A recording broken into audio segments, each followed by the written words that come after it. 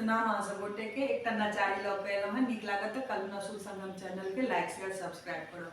आज सुदिन दिन मंगलमय दिन बाजा बजयन घोल भोले दानी अंगना एला भोरे भोर। आज सुदिन दिन मंगलमय दिन बाजा बजयन घोल भोले दानी अंगना एला भोर भोर। भोले दानी अंगना एला भोर भोर। बूढ़ा बड़द पर भोला सवार छथिन। बूढ़ा बड़द पर भोला सवार छथिन। भस्म लेपल अंग मृग कछाल छनि। भस्म लेपल अंग मृग कछाल छनि।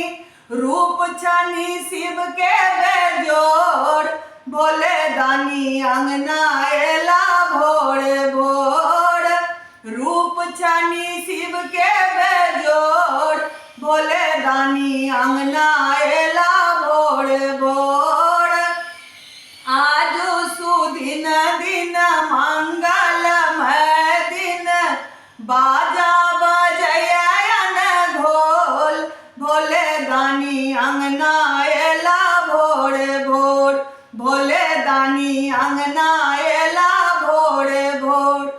गंगा बहे माथ चमके चनन माँ। गंगा बहे माथ चमके चनन माँ। चम चम चमकैया हमरो अंगन माँ। चम चम चमकैया हमरो अंगन माँ। भूत प्रेत धेने पछोड़ भोले दानी अंगना एला भोर भोर। भूत प्रेत धेने पछोड़ भोले दानी अंगना एला भोर भोर।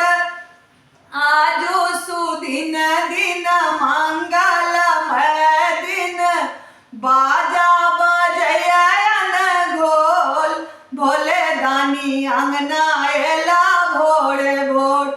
भोले दानी अंगना एला भोर भोर। काल कलश विकार भेटलखिन। काल कलश विकार भेटलखिन। भक्ता आंगन भोला दानी एलखिन। भक्ता आंगन भोला दानी एलखिन।